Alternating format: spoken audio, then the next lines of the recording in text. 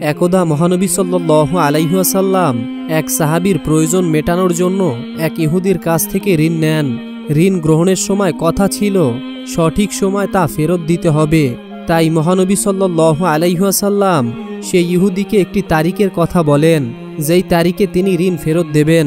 এই ঘটনার কিছুদিন পর একদিন মহানবী সাল্লাল্লাহু আলাইহি ওয়াসাল্লাম সাহাবীদেরকে নিয়ে একটি জানাজা থেকে ফিরছিলেন।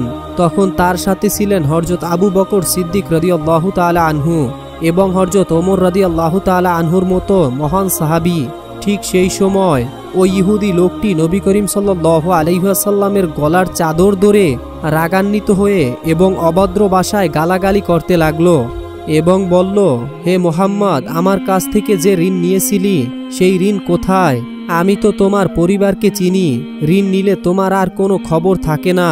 মহানবী সাল্লাল্লাহু আলাইহি ওয়াসাল্লামের সঙ্গে ছিলেন মদিনার রাষ্ট্রপ্রধান। তার কথায় সাহাবীরা নিজেদের জীবন পর্যন্ত দিতে পারবেন। তিনি যদি একটু ইশারা দেন তাহলে সাহাবীরা তার গর্দানকে উড়িয়ে ফেলবে। নবী করিম সাল্লাল্লাহু আলাইহি ওয়াসাল্লামকে সবার সামনে এত বড় অপমান করা হলো, অথচ ঋণ পরিশোধের যে তারিখ দেওয়া হয়েছিল সেটা এখনো বাকি আছে। হযরত ওমর রাদিয়াল্লাহু তাআলা আনহু তিনি আর সহ্য করতে পারলেন না। তাই তিনি নবী করিম সাল্লাল্লাহু আলাইহি ওয়াসাল্লামকে বললেন, ইয়া রাসূলুল্লাহ, আপনি শুধুমাত্র আমাকে অনুমতি দিন, আমি তার দেহ থেকে গর্দানকে বিচ্ছিন্ন করে ফেলব। হযরত ওমর রাদিয়াল্লাহু তাআলা আনহু যেমন ছিল ক্ষমতা তেমনই ছিলেন ন্যায়পরায়ণ। লোকটি যেভাবে মহানবী সাল্লাল্লাহু আলাইহি ওয়াসাল্লামের চাদর ধরে অপমান করছিলেন, মহানবী চাইলেই কিন্তু লোকটিকে শাস্তি দিতে পারতেন, কিন্তু তিনি উল্টো ওমর রাদিয়াল্লাহু তাআলা আনহুকে বললেন, হে ওমর, তোমার কাছ থেকে তো উত্তম ব্যবহার আশা করা যায়, তুমি এইভাবে না বলে বরং আমাকে তো বলতে পারতে আপনি তার ঋণ পরিশোধ করুন, কিংবা ইহুদি লোকটিকে বলতে পারতেন যে আপনি সুন্দরভাবে ঋণের কথা বলতে পারতেন। অসুন্দরের জবাব সুন্দর দ্বারাই দিতে হয়, সেটা মহানবী সাল্লাল্লাহু আলাইহি ওয়াসাল্লাম উপস্থিত থাকা সকল সাহাবীদেরকে শিখিয়ে দিলেন। অতঃপর রাসূল সাল্লাল্লাহু আলাইহি ওয়াসাল্লাম হযরত ওমর রাদিয়াল্লাহু তাআলা আনহুকে নির্দেশ দিলেন, হে ওমর, তার সাথে যাও, তার ঋণ পরিশোধ করার পরে তাকে 32 কেজি খেজুর দিও, কারণ তুমি তাকে ভয় দেখিয়েছো।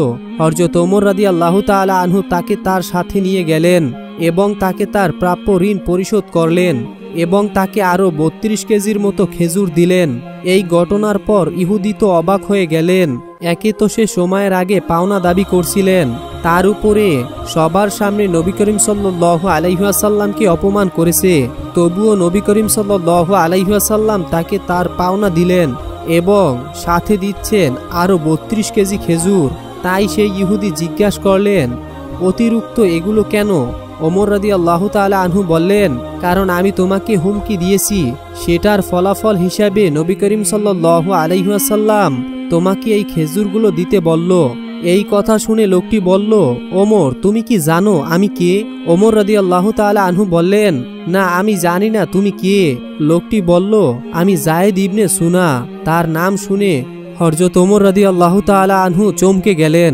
যায়েদ ইবনে সুনা মদিনার সেই বিখ্যাত ইহুদির ভাই। হযরত ওমর রাদিয়াল্লাহু তাআলা আনহু তার নাম জানতেন, কিন্তু তিনি যে এই ব্যক্তি সেটা তিনি জানতেন না। যায়েদ ইবনে সুনা বললেন, হ্যাঁ, আমি সেই ইহুদির ভাই। আমাদের ধর্মগ্রন্থ অনুযায়ী মহানবী সাল্লাল্লাহু আলাইহি ওয়াসাল্লাম নবী হওয়ার প্রমাণের যত ভবিষ্যৎবাণী পাওয়া যায় সবগুলোই আমি তার মধ্যে পেয়েছি। শুধু 2টা বিষয় পরীক্ষা করা বাকি ছিল।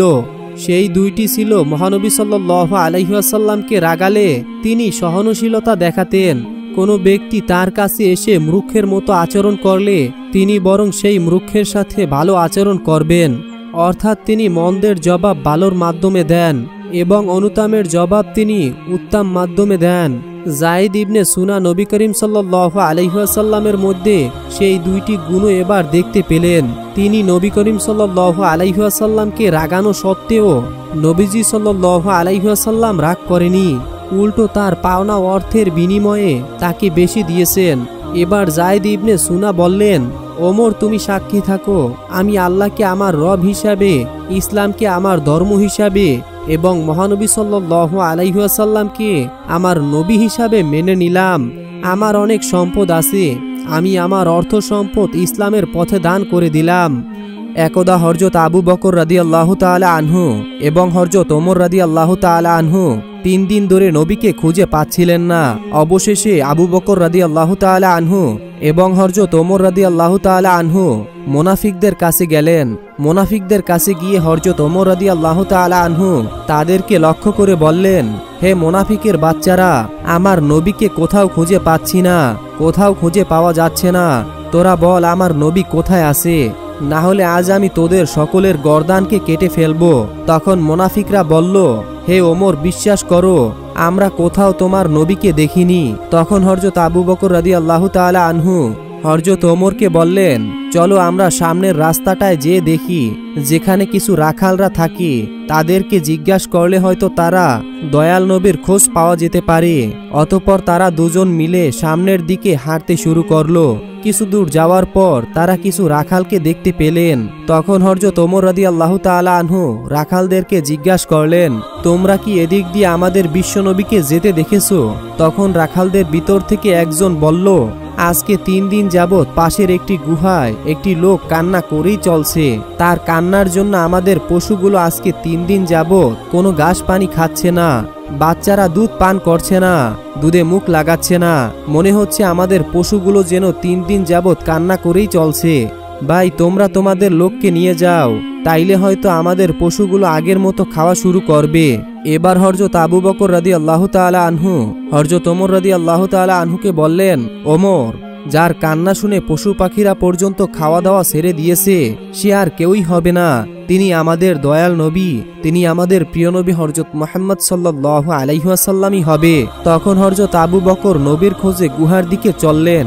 আবু বকর এবং হযরত ওমর রাদিয়াল্লাহু তাআলা আনহু গুহার মধ্যে গিয়ে দেখলেন আমাদের নবী সেজদায় পড়ে উম্মতি উম্মতি বলে কান্না করতেছে। এবার হযরত ওমর রাদিয়াল্লাহু তাআলা আনহু নবীকে উদ্দেশ্য করে বললেন, ইয়া রাসূলুল্লাহ, ইয়া হাবিবাল্লাহ, আমরা আজকে 3 দিন যাবত আপনাকে খুঁজে খুঁজে হয়রান হয়ে গিয়েছি। নবী গো, আপনি এখানে উম্মতের জন্য কান্না করছেন, আমরা তো আপনাকে খুঁজে পাগল হয়ে গিয়েছি।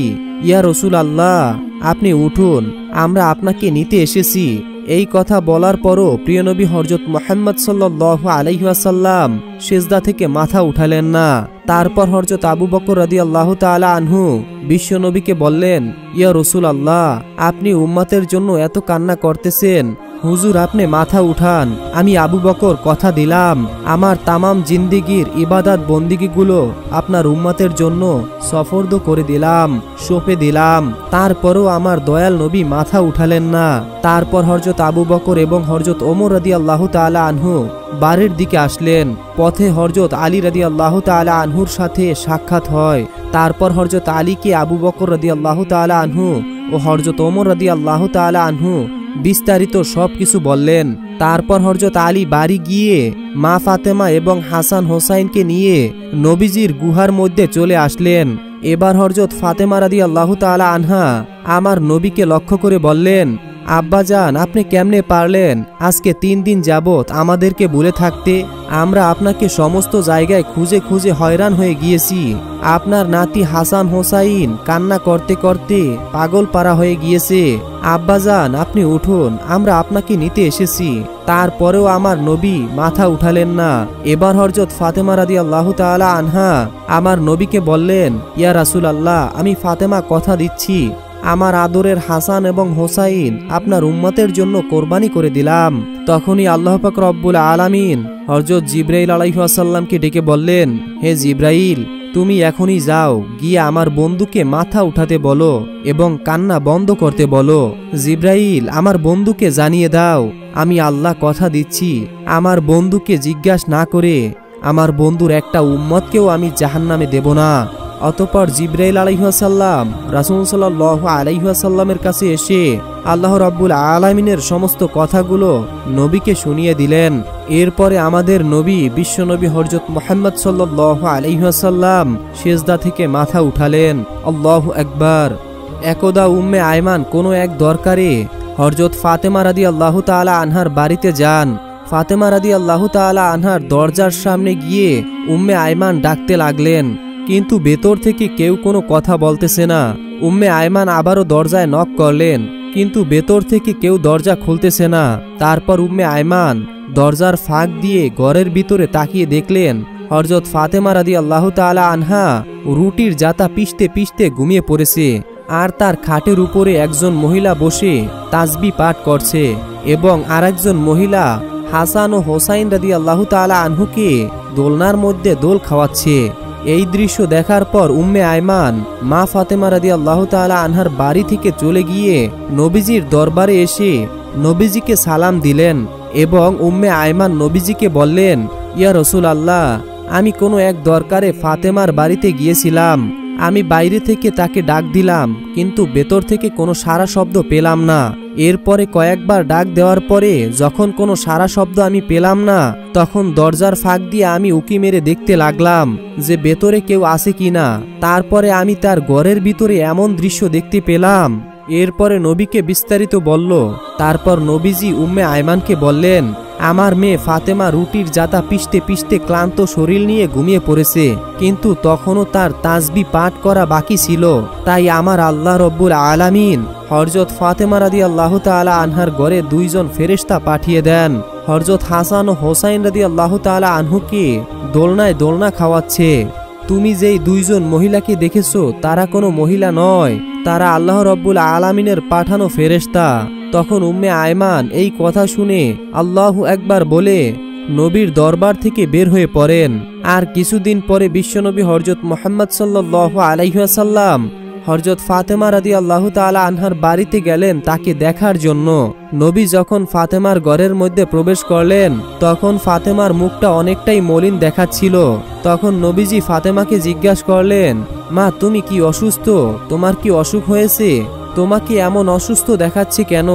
তোমার নাক মুখ এমন মলিন দেখাচ্ছে কেন? তখন মা ফাতেমা বললেন, আব্বাজান, আমি অসুস্থ নই, কিন্তু আজকে 2 দিন যাবত আমার ঘরের চুলায় কোনো আগুনই জ্বলে না। আজকে 2 দিন যাবত আপনার আদরের নাতি হাসান ও হোসাইন ক্ষুধার জ্বালায় কাতরাচ্ছে।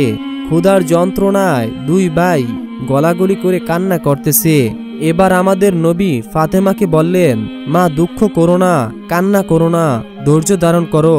আল্লাহ রব্বুল আলামিন আমাদের সাথে আছে, অবশ্যই তিনি উত্তম ফয়সালাকারী। এই বলে বিশ্বনবী মা ফাতেমার ঘর থেকে বের হয়ে পড়লেন। পরের দিন এক সওদাগর হযরত আলী রাদিয়াল্লাহু তাআলা আনহুকে একটি কাজের জন্য ডাকলেন। কাজটি ছিল এই, সওদাগরের সকল মালামালগুলো বাড়িতে নিয়ে পৌঁছে দেওয়া। হযরত আলী রাদিয়াল্লাহু তাআলা আনহু এই কাজের বিনিময়ে কিছু দিরহাম পেলেন। এই দিরহামগুলো নিয়ে তিনি দোকানে গেলেন। তারপরে দোকান থেকে কিছু আটা নিয়ে মা ফাতেমার কাছে দিলেন। তারপর ক্লান্ত শরীর নিয়ে হযরত আলী রাদিয়াল্লাহু তাআলা আনহু ঘুমিয়ে পড়লেন। মা ফাতেমা আটাগুলো জাতার মাধ্যমে পিষে সেগুলো দিয়ে রুটি তৈরি করলেন। তারপরে হযরত আলীকে ঘুম থেকে ডেকে সকলে মিলে রুটি খেলেন। সকলের খাবার শেষ হওয়ার পরে মা ফাতেমা কিছু রুটি নবীজি সাল্লাল্লাহু আলাইহি ওয়াসাল্লামের জন্য নিয়ে আসলেন। মা ফাতেমা নবীজিকে রুটিগুলো দিয়ে বললেন, আব্বাজান, আপনি রুটিগুলো খান। আব্বাজান, আজকে 2 দিন পর আমাদের ভাগ্যে কিছুটা রুটি জুটেছে। আমাদের নবী 3 দিন উপাস থাকার পর রুটিগুলো খেলেন এবং তারপর মা ফাতেমাকে বললেন, মা, আজকে 3 দিন পর আমি তোমার দেওয়া এই রুটি খেলাম। এই ঘটনার পর বিশ্বনবী হযরত মুহাম্মদ সাল্লাল্লাহু আলাইহি ওয়াসাল্লাম এই দুনিয়া ছেড়ে চলে যান। নবীজি দুনিয়া ছেড়ে চলে যাওয়ার 2 দিন পরে হযরত আবু বকর রাদিয়াল্লাহু তাআলা আনহু একা একই কোথাও হেঁটে যাচ্ছিলেন। পথিমধ্যেই তিনি দেখতে পেলেন সামনে ইবলিস শয়তান দাঁড়িয়ে কান্না করতেছে। তখন হযরত আবু বকর ইবলিসকে উদ্দেশ্য করে বললেন, হে ইবলিস, তুমি কেন কান্না করতেছো? এখন তো তোমার খুশির দিন, বিশ্বনবী দুনিয়া ছেড়ে চলে গিয়েছে। তারপর ইবলিস হযরত আবু বকর রাদিয়াল্লাহু তাআলা আনহুকে উদ্দেশ্য করে বললেন, ভাই আবু বকর, নবীজি দুনিয়া ছেড়ে চলে যাওয়ার কারণে আমি ইবলিস বিস্মিত হয়েছি। কেননা আমি জানি আল্লাহ রব্বুল আলামিন আমাকে যে শাস্তি দিয়েছে, আমার স্থান চিরস্থায়ী জাহান্নাম। কিয়ামতের পর আমাকে সারা জীবনের জন্য জাহান্নামে শাস্তি ভোগ করতে হবে। জাহান্নামের শাস্তি সম্পর্কে আমি জানি কতটা কঠিন হবে ভাই আবু বকর। তাই আমি প্রতিটা সময় প্রতিটা মুহূর্তে বিশ্বনবীর সাথে সাক্ষাৎ করতে চেয়েছিলাম। আমি চেয়েছিলাম বিশ্বনবীকে দিয়ে আল্লাহ রব্বুল আলামিনের কাছে ফরিয়াদ করে আমাকে ক্ষমা করা যায় কিনা। কিন্তু যতবারই আমি নবীর কাছে গিয়েছি ততবারই নবীর সাথে কেউ না কেউ ছিল, কখনো আমি নবীকে একা পাইনি। তারপরেও আমি নবীজিকে একা পাওয়ার চেষ্টা চালিয়ে যাচ্ছিলাম। এখন তো বিশ্বনবী দুনিয়া ছেড়ে চলে গিয়েছে, আমার ক্ষমার রাস্তা চিরতরে বন্ধ হয়ে গিয়েছে, এই ভেবেই আমি কান্না করছিলাম। অতঃপর হযরত আবু বকর রাদিয়াল্লাহু তাআলা আনহু ইবলিসের মুখে এই কথা শুনে আস্তে আস্তে সামনের দিকে হেঁটে চললেন। একদিন মা ফাতেমার বোন কুলসুমের বাড়িতে অনেক বড় খাবারের আয়োজন করা হলো। সেই আয়োজনে সেই সময়ের ধনাঢ্য ব্যক্তিবর্গ সবাই উপস্থিত ছিল। সেই সময়ের সবাই সেখানের দাওয়াত পেলেন। সবাই আস্তে আস্তে খাবারের জন্য সেই মেজবানে উপস্থিত হতে লাগলেন। নবী করিম সাল্লাল্লাহু আলাইহি ওয়াসাল্লামও সেখানের দাওয়াত পেলেন। সেখানে সবাইকেই নবী করিম সাল্লাল্লাহু আলাইহি ওয়াসাল্লাম দেখতে পেলেন।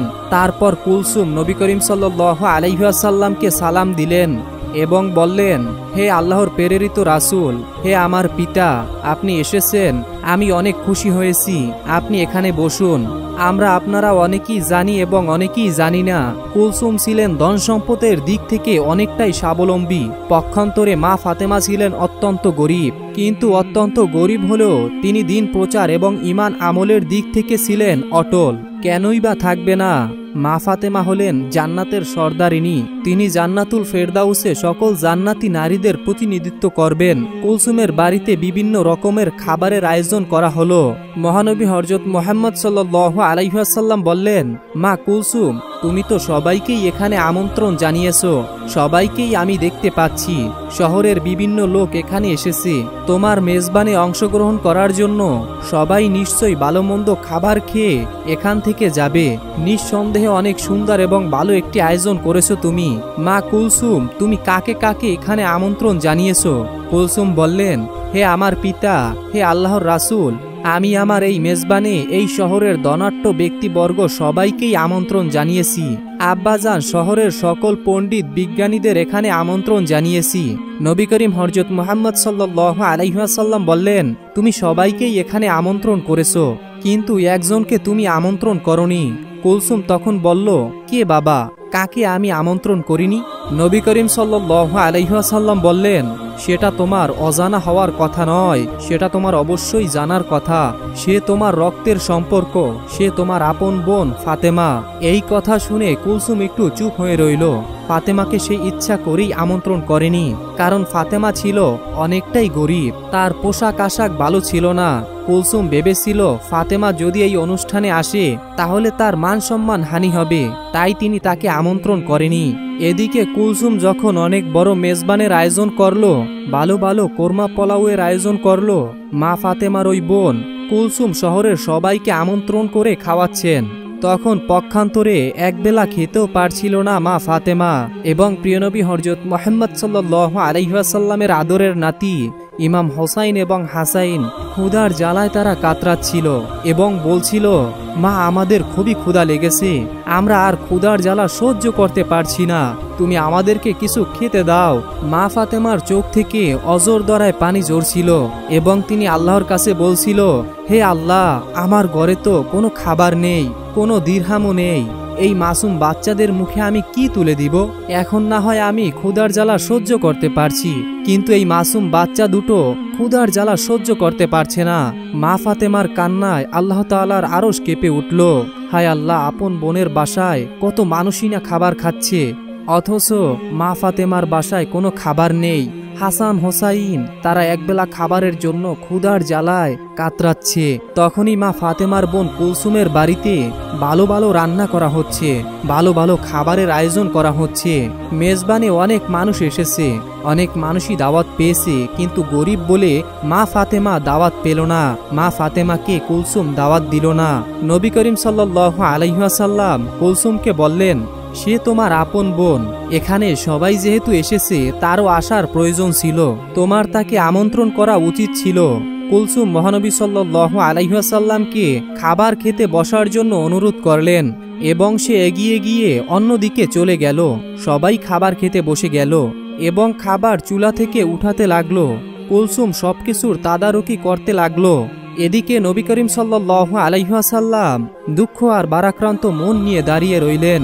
নবী করিম সাল্লাল্লাহু আলাইহি ওয়াসাল্লাম কি করে সেখান থেকে খাবার গ্রহণ করবেন? তার সব থেকে আদরের মেয়ে মা ফাতেমা সেখানে আসেনি।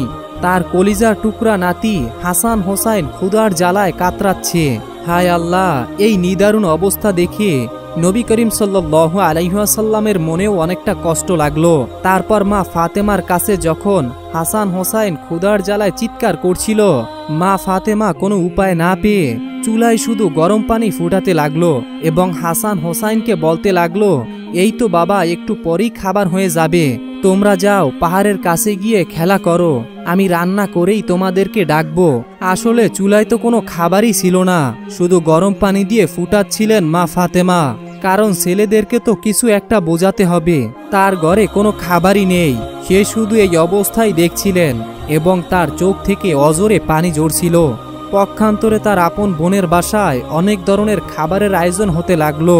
তারপর সবাইকে খাবার খাওয়ানোর জন্য যখন কুলসুম খাবারের পাত্রের কাছে গেলেন, তখন তিনি পাত্রের কাছে গিয়ে অবাক হয়ে রইলেন, কারণ তিনি যখন খাবারের পাত্রের কাছে গিয়ে এক এক করে খাবারের ডাকনাগুলো উপরে তুলছিলেন, তিনি দেখলেন রান্না করা সব ভালো ভালো কোরমা পোলাও খাবার, মাংস সবকিছু পাথর হয়ে গিয়েছে। তিনি বললেন, হায় আল্লাহ, এ কি রকম অবস্থা, এ কি অবস্থা হলো, এ কি হলো? একটু আগেই তো সকল খাবার রান্না করা হয়েছিল, খাবার রেখে আমি আমার পিতার সাথে কথা বলছিলাম, এখন সব খাবার কিভাবে পাথর হয়ে গেল? কার অভিশাপে এমন হলো? শহরের বিভিন্ন মানুষ এখানে এসেছে, সবাই অপেক্ষা করছে, আমি যদি এখন খাবার না দিতে পারি আমার মান সম্মান কিছুই থাকবে না। এই কথা ভাবতে ভাবতে কুলসুম দৌড়ে মহানবী সাল্লাল্লাহু আলাইহি ওয়াসাল্লামের কাছে গেলেন। তিনি তার পিতাকে বললেন, হে আমার পিতা, আমি এখন কি করব? আমার অনেক বড় বিপদ এসেছে, আমি অনেক বড় বিপদের সম্মুখীন হয়েছি, এমন কেন হলো আমি কিছুই ভেবে পাচ্ছি না। মহানবী হযরত মুহাম্মদ সাল্লাল্লাহু আলাইহি ওয়াসাল্লাম তার মেয়ে কুলসুমকে বললেন, কেন মা, কি হয়েছে? তোমাকে এত হতাশাগ্রস্ত দেখাচ্ছে কেন? আমাকে খুলে বলো। কুলসুম বললেন, আমি যে খাবারের আয়োজন করেছিলাম, যে খাবার বাবুর্চি রান্না করছিল, সকল খাবারই প্রায় হয়ে গিয়েছিল। আমি যখন আপনার সাথে কথা বলে সবাইকে খাবার দেওয়ার জন্য তদারকি করার জন্য খাবারের কাছে গেলাম এবং গিয়ে খাবারের পাত্রের এক একটা ডাকনা উঠাতে লাগলাম, আমি খেয়াল করে দেখলাম সকল খাবারই কয়লায় পরিণত হয়েছে। এখন আমি আমার এই মেহমানদেরকে কি খাওয়াবো? এত বড় মেজবানে শহরের ধনাঢ্য ব্যক্তিরা, জ্ঞানী ব্যক্তিরা উপস্থিত হয়েছে, আমি যদি এখন তাদের সামনে খাবার দিতে না পারি তাহলে আমার মান সম্মান কিছুই তো থাকবে না। আপনি আমাকে সাহায্য করুন, আমি এখন কি করতে পারি? নবী করিম হযরত মুহাম্মদ সাল্লাল্লাহু আলাইহি ওয়াসাল্লাম সবই বুঝতে পারলেন। তিনি বললেন, মা কুলসুম, তুমি অনেক বড় ভুল করে ফেলেছো, তোমার ভুলে আল্লাহর আরশ কেঁপে গিয়েছে, আল্লাহ অনেকটাই তোমার উপরে নারাজ হয়েছে। আর তিনি এজন্যই নারাজ হয়েছে তুমি তোমার আপন বোন ফাতেমাকে গরিব বলে এই মেজবানে আমন্ত্রণ করনি।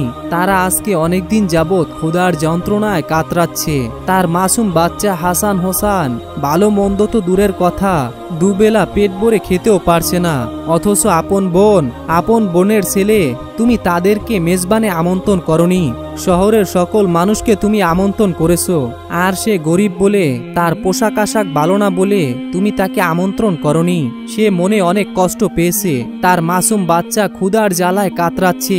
এই ঘটনায় আল্লাহ তাআলা তোমার উপরে নারাজ হয়েছে, আল্লাহর আরশ কেঁপে উঠেছে, তোমার উপরে এতটাই নারাজ হয়েছে তোমার সব খাবারই সে কয়লায় পরিণত করে দিয়েছে। এরপর কুলসুম বলল, হায় আল্লাহ, আমি তো এভাবে ভাবিনি, হে আল্লাহর নবী, আপনি কিছু একটা করুন, এর সমাধান দিন। নবী করিম সাল্লাল্লাহু আলাইহি ওয়াসাল্লাম বললেন, এর উপায় একমাত্র ফাতেমার কাছেই আছে, তিনিই পারবেন সকল সমস্যার সমাধান করতে। নিশ্চয়ই তার ইচ্ছায় আল্লাহ রব্বুল আলামিন এই সমস্যার সমাধান করে দিতে পারেন। তখন কুলসুম দৌড়ে দৌড়ে মা ফাতেমার বাড়ির দিকে পৌঁছালেন। সেখানে গিয়ে তিনি মা ফাতেমাকে ডাক দিলেন। মা ফাতেমা বাড়ি থেকে বের হয়ে আসেন। ফাতেমা বললেন, হে আমার বোন, তোমাকে এতটা হতাশাগ্রস্ত দেখাচ্ছে কেন? আর এই সময় আমার বাড়িতে কেন এসেছো? আজ তো তোমার বাড়ি অনেক বড় খাবারের আয়োজন, অনেক বড় মেজবানের আয়োজন করেছো তুমি। কুলসুম কান্না করে বললেন, হে আমার বোন, আমাকে তুমি ক্ষমা করে দাও, আমার মেজবানে আমি সবাইকে আমন্ত্রণ করেছি, তোমাকে আমন্ত্রণ করিনি, আমি অনেক বড় ভুল করে ফেলেছি। মা ফাতেমা বললেন, না না, আমি নিতান্তই গরিব মানুষ, শহরের ধনাঢ্য মানুষেরা তোমার আমন্ত্রণে এসেছে, আমি ওখানে গেলে তোমার সম্মানহানি হতে পারে, এটা আমি বুঝতে পেরেছি। তোমার উপরে আমার কোনোই রাগ নেই। তখন কুলসুম বললেন, এখন সব কথা বলার সময় নয়, তুমি আমাকে ক্ষমা করে দাও।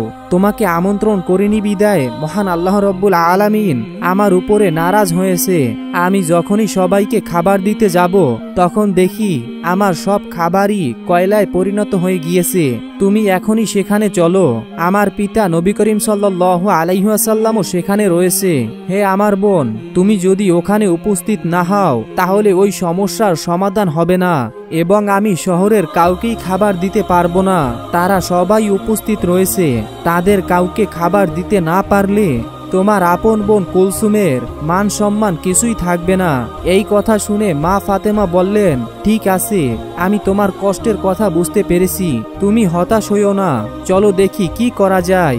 এই বলে হাসান হোসাইনকে নিয়ে কুলসুমের বাড়ির দিকে রওনা করলেন। তারপরে কুলসুমের বাড়ি গিয়ে মা ফাতেমা দেখলেন নবী করিম সাল্লাল্লাহু আলাইহি ওয়াসাল্লাম মা ফাতেমার অপেক্ষায় মেজবানে উপস্থিত, সকলের সামনে দাঁড়িয়ে রয়েছে। মা ফাতেমা সেখানে গিয়ে আল্লাহর নবীকে সালাম দিলেন, হে আমার পিতা, আমার সালাম গ্রহণ করুন। মহানবী সাল্লাল্লাহু আলাইহি ওয়াসাল্লাম মা ফাতেমার সালামের উত্তর দিয়ে বললেন, মা ফাতেমা, তুমি এসেছো, আমি তোমারই অপেক্ষা করছিলাম। মা ফাতেমা বললেন, হ্যাঁ বাবা, আমি এসেছি। কুলসুম আমার বাড়িতে গিয়ে আমাকে ডেকে এনেছে, ওই আমাকে নিয়ে এসেছে। নবী করিম সাল্লাল্লাহু আলাইহি ওয়াসাল্লাম বললেন, হ্যাঁ, তোমার বোন অনেক বড় বিপদে পড়েছে, সে একটি ভুল করে ফেলেছে। আমি নিজেও জানি তার এই কাজটা ঠিক হয়নি। মহান আল্লাহ রব্বুল আলামিন তোমার কষ্টে তিনিও ব্যতীত হয়েছেন। তোমার বোন কুলসুম একটি ভুল করে ফেলেছে, সে তোমাকে আমন্ত্রণ করেনি, সে অহংকার বশত একটি পাপ করে ফেলেছে। আল্লাহ রব্বুল আলামিন তোমার দুঃখ দেখে তিনি নারাজ হয়েছে। আজকের এই মেজবানে শহরের ধনাঢ্য ব্যক্তিবর্গরা উপস্থিত রয়েছে। তোমার বোনের এখানে তারা আজকে দুপুরের খাবার গ্রহণ করবে, কিন্তু তারা কিভাবে খাবার খাবে? মেজবানের জন্য যে সকল রান্না করা হয়েছিল সেই সকল খাবার কয়লায় পরিণত হয়ে গিয়েছে। এই কথা শুনে মা ফাতেমা অবাক হয়ে বললেন, আমি তো আমার বোনকে কখনোই অভিশাপ দেইনি, এমন কেন হলো? মহানবী সাল্লাল্লাহু আলাইহি ওয়াসাল্লাম বললেন, মা ফাতেমা, তুমি অভিশাপ দেওনি, অভিশাপের প্রয়োজন পড়েনি, কিন্তু হাসান হোসেনের দুঃখ যন্ত্রণায় মা হিসাবে তোমার আহাজারি আল্লাহ রব্বুল আলামিনের আরশ কাঁপছিল। তাই এই মেজবানে যে সকল খাবার রান্না করা হয়েছিল তা আল্লাহর হুকুমে সকল খাবারই কয়লা হয়ে গিয়েছে। এখন তোমার বোন কুলসুম অনেকটাই চিন্তিত হয়ে পড়েছে। এত আমন্ত্রিত মেহমানদেরকে তিনি যদি খাবার দিতে না পারে তাহলে তার মান সম্মান কিছুই থাকবে না। মা ফাতেমা বললেন, হে আল্লাহর প্রেরিত রাসূল, হে আমার পিতা, আমি এখন কি করতে পারি বা আমার কি করণীয় এখন? নবী করিম সাল্লাল্লাহু আলাইহি ওয়াসাল্লাম বললেন, তুমি যদি মন থেকে কুলসুমকে ক্ষমা করো এবং আল্লাহর দরবারে দোয়া করো, হয়তো আল্লাহ রব্বুল আলামিন তোমার দোয়া কবুল করে দিবেন এবং সমস্যার সমাধান করে দিবেন। তখন মা ফাতেমা বললেন, ঠিক আছে বাবা, আমি যাচ্ছি। এই বলে যেখানে রান্না করা হয়েছিল, যেখানে সকল খাবার কয়লা হয়ে গিয়েছিল, কুলসুমকে নিয়ে সেই জায়গায় গেলেন। আল্লাহর নাম নিয়ে বিসমিল্লাহ বলে সকল খাবারের পাত্রর মুখ ঢেকে দিলেন এবং আল্লাহর দরবারে দোয়া করতে লাগলেন এবং কুলসুমকে বললেন, তুমি খাবারের উপর থেকে কাপড়গুলো উত্তোলন করো। খাবারের পাত্রর উপর থেকে যখনই কাপড় সরালো তখন দেখা গেল সকল কয়লা পরিণত হওয়া খাবারগুলো আগের অবস্থায় ফিরে গেছে, অর্থাৎ আগের সুস্বাদু সেই রান্না করা পোলাও, বিরিয়ানি এবং যাবতীয় যত খাবার রয়েছে তা আগের মতো হয়ে গিয়েছে। কুলসুম আল্লাহ তাআলার দরবারে শুকরিয়া আদায় করলেন, মা ফাতেমাও আল্লাহ তাআলার দরবারে শুকরিয়া আদায় করলেন।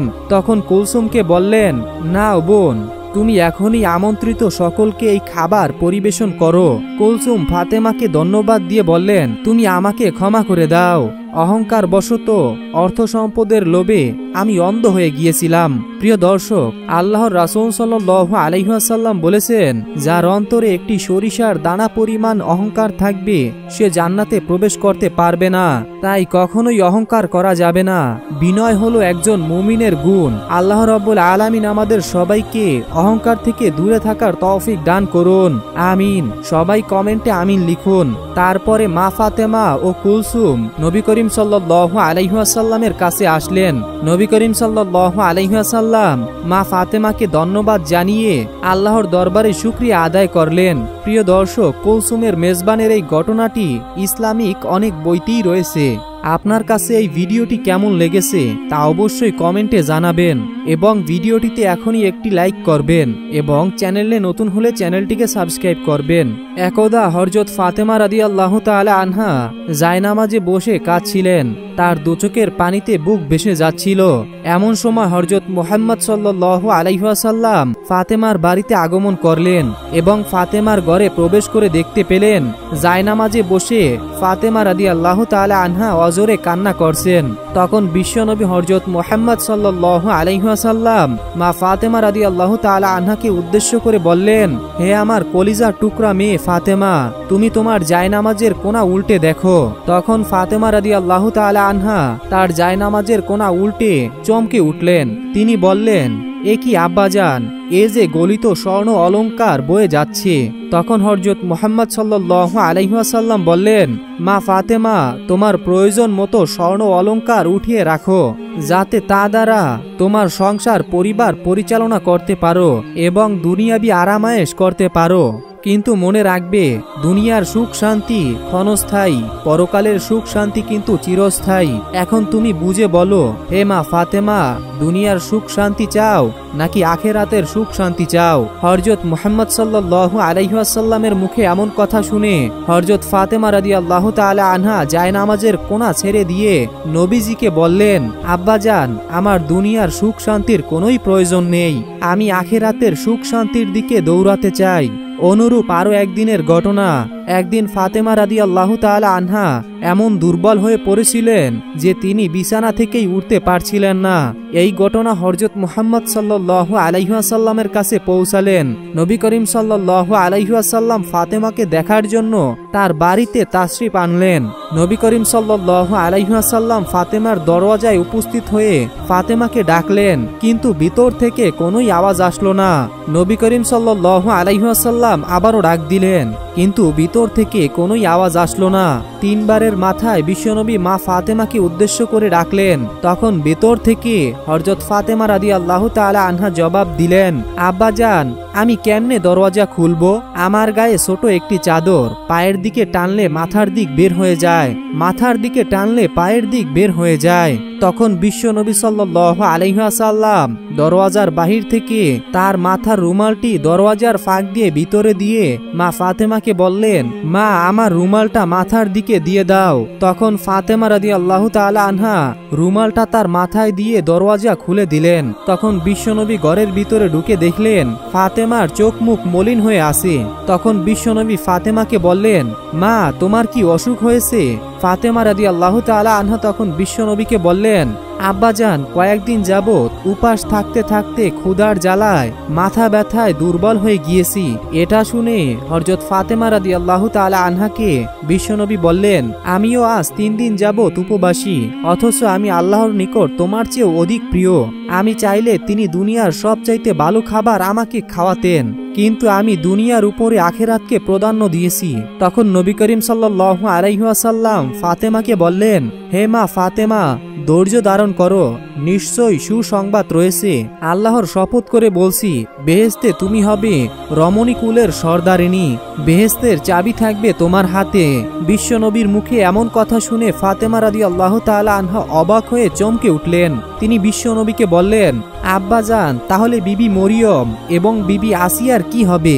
তখন নবী করিম সাল্লাল্লাহু আলাইহি ওয়াসাল্লাম বললেন, মা, বিবি মরিয়ম তার সময়কালের সব মহিলাদের সর্দারিনী এবং বিবি আসিয়া তার সময়কালের সকল মহিলাদের সর্দারিনী।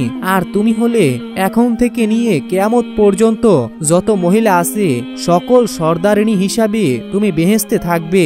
সুবহানাল্লাহ। এই কথা শুনে হযরত ফাতেমা রাদিয়াল্লাহু তাআলা আনহা অত্যন্ত খুশি হয়ে গেলেন। তো প্রিয় দর্শক, এই ছিল আজকের ভিডিও। এভাবেই নতুন নতুন ইসলামিক ভিডিও পেতে আমাদের চ্যানেলটিকে সাবস্ক্রাইব করে আমাদের সাথেই থাকুন। ভিডিওটি শেষ পর্যন্ত দেখার জন্য সবাইকে ধন্যবাদ।